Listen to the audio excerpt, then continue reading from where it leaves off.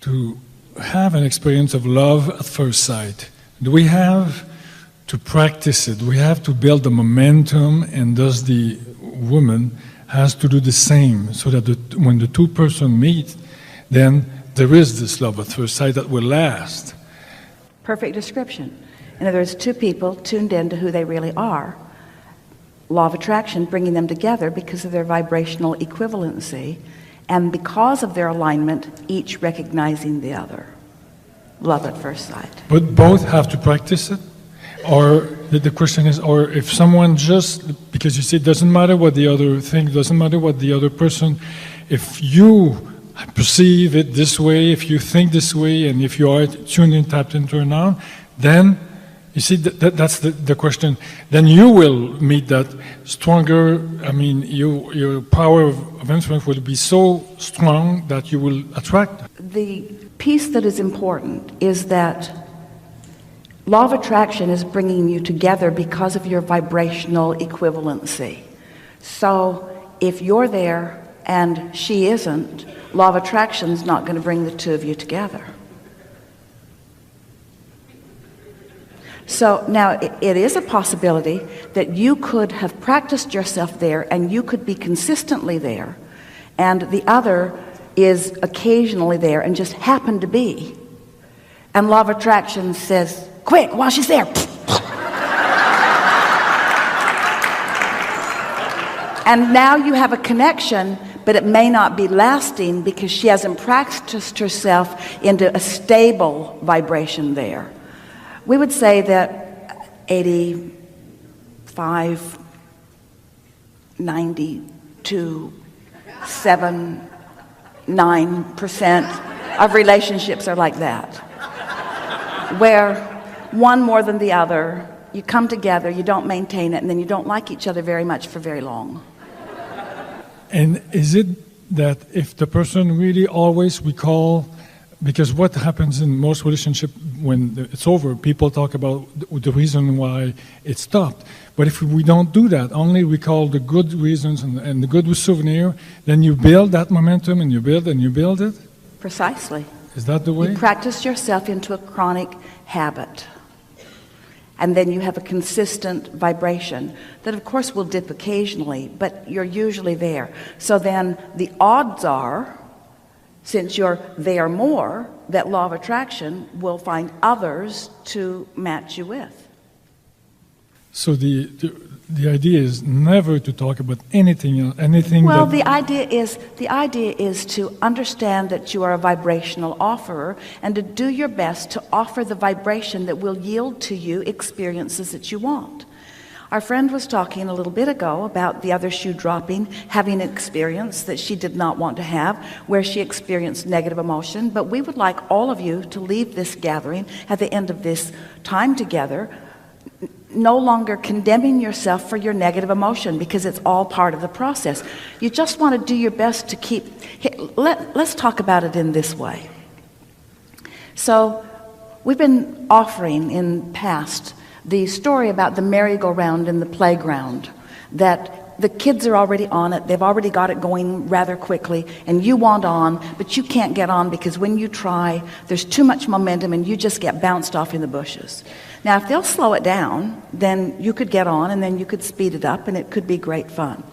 So now we want to expand that visual by saying, let's say that you're feeling really, really good. You've been basking, you've been making lists of positive aspects, you've been doing rampages of appreciation, you've been pampering yourself, you went to the beach, you went to the spa, you ate good food, you're feeling really, really good. And so your vibration is in a very high-flying, good-feeling place. So let's take that mental picture of that spinning disc, and let's call that your disc, and you're on it. You're feeling great. Now there's another very needy person roaming around the pool, trolling for a man.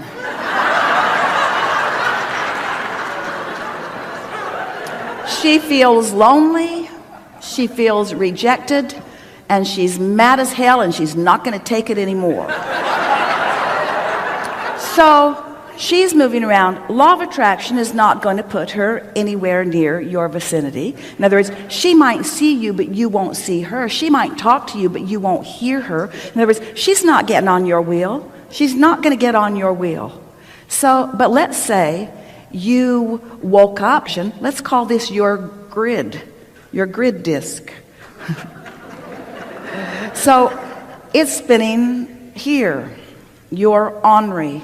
You're annoyed. She's lonely. She's jumping on your wheel. She is. And the way you feel, you can't even tell it's a mismatch. Because it isn't. She looks great. Where have you been all my life? Because you can't remember how you were, you only know how you are. And law of attraction is not factoring how you have been in either. Law of attraction is factoring in how you are, how you are. Ooh. But how you are has a lot to do with how you've been, because you've been practicing yourself into that. In other words, you don't stay up here all the time, but you don't go here, here, here, here, here. Well, not usually. There are extreme situations, but you're usually in the vicinity that you hang out, and so are those who are finding you, you see. So it doesn't matter. We don't want to give you the impression that we are laying any judgment about where your wheel is spinning, whether it's in the high-flying, good-feeling places where the world looks beautiful, or in the low-flying, not-so-good places where things don't look so good. We just want you to know that how you feel and who jumps on your wheel are about the same thing. They're about what you've got going on. But in this case, you're talking about it won't last. Because it's not serving the intentions. The thing is, there are a lot of people who jump on those low-flying wheels, and they bang it out together for years and years and years. They're right for each other. They're right for each other. They're miserable, but they're right for each other. You see. So when you talk about something lasting, we want to talk about the only thing that we would focus on, that we would want to be everlasting, is our awareness of our own alignment. And if you are tending to it as best you can, and your partner or whoever you're co-creating with it is tending to it as best they can, you're going to have lots of wonderful moments. And remember, you're not looking for a partner. This is really an important thing to acknowledge. First time we've ever been able to say it this clearly. You're on your wheel. You're feeling really good. You want a partner, but that partner is not essential to your well-being. You've already got that. You've already got well-being.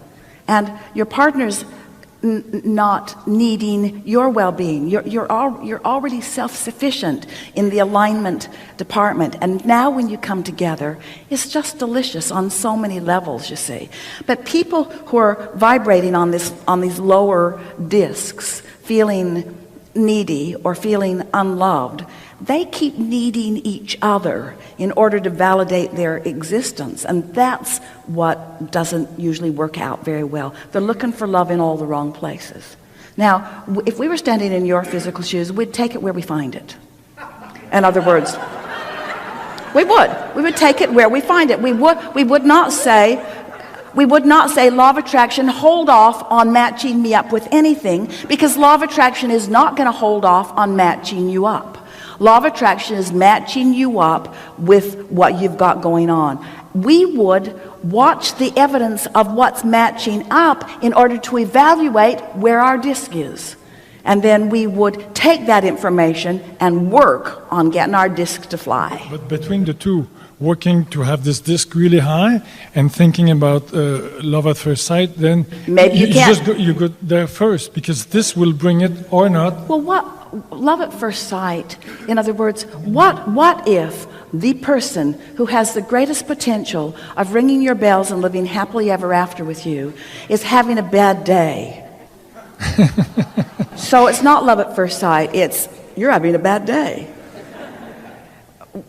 don't place those restrictions on yourself. Just focus on what you're doing vibrationally and trust that law of attraction will support you with what you're doing vibrationally. And then make your evaluations about how you're doing based upon how you feel and what's coming to you. And then adjust accordingly.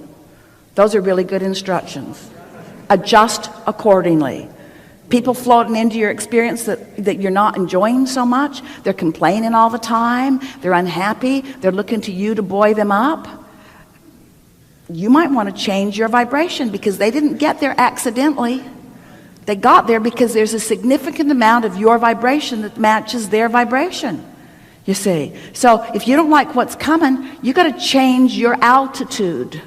And you're the only one that can do it. But most people say, well, I'll change my altitude, but somebody needs to hop on to help me. And we say, everybody who hops on is right about where you are. Even in that high-flying place, you're still, you're still reaching for more. So you might want an occasional shoe to drop.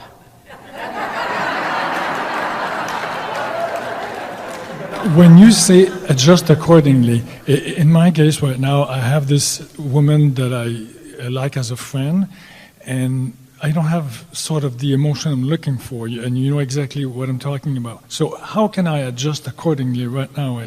By looking for positive aspects, by appreciating the information that is bringing back to you, by positive aspects really is the best way, by looking for things to appreciate and by not letting that person be your only object of attention.